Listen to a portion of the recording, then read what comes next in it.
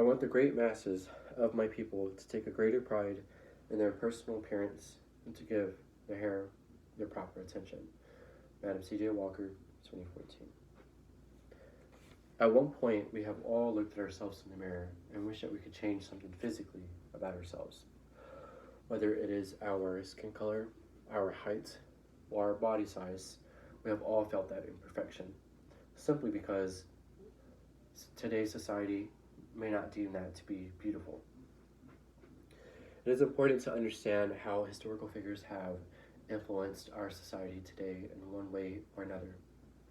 Whether it is through MLK leading the civil rights movement for African Americans, Cesar Chavez leading the Chicano movement, or the Stonewall riots fighting for LGBTQ equality and acceptance. For me, I personally feel that I am credible to deliver a speech on this subject, not only because of my recent expertise about who Madam C.J. Walker was, or my passion for it, but also my relation to this topic. Today, I will be informing you about Madam C.J. Walker's upbringing, her success as a businesswoman, and her philanthropic contributions to the African American society and the empowerment of African American women. Walker was the first person to be freeborn among her family, meaning that her parents were former slaves.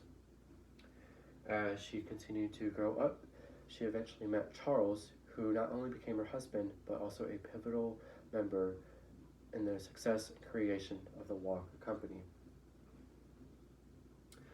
Later on, they had a daughter named Alalea, in which Walker worked as a washerwoman, earning roughly $1.50 every day, which was enough to send her daughter to public school.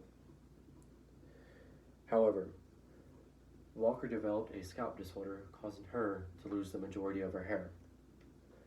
Now, despite Walker's rough upbringing, she still had a successful future ahead of her.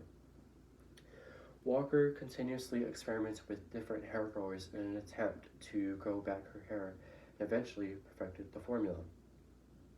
This led to the creation of the Walker Company, in which Charles was again essential. Charles was usually responsible for advertising and getting the word about who Walker was and what her products could do for African American women.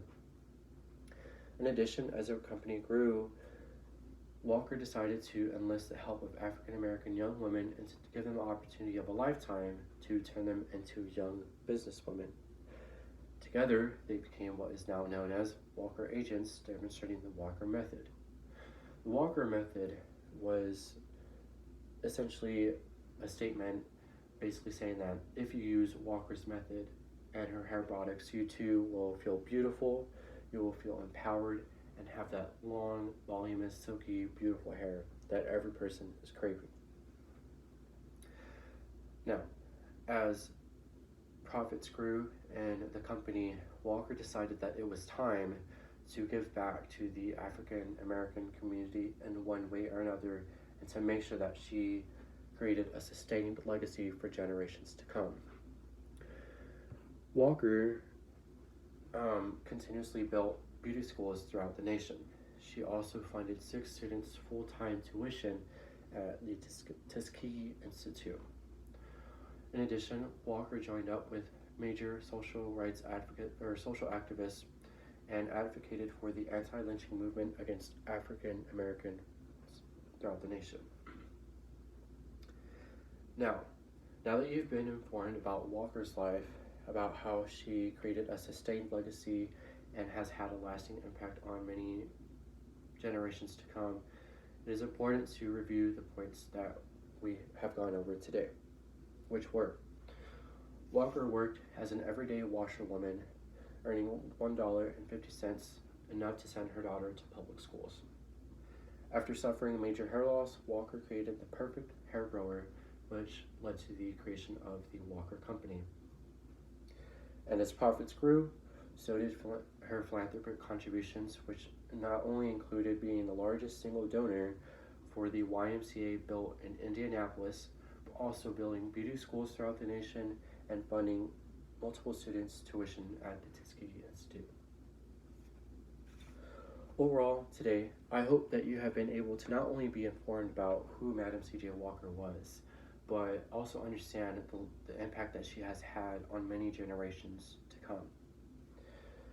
I'd like to just say that even though we all struggle with our own insecurities and, if we want to change something physically about ourselves because we may not feel that we're beautiful, we still have the ability to impact someone else in a positive way.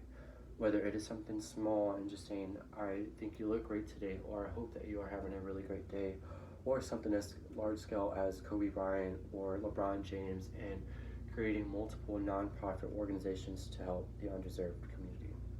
Thank you.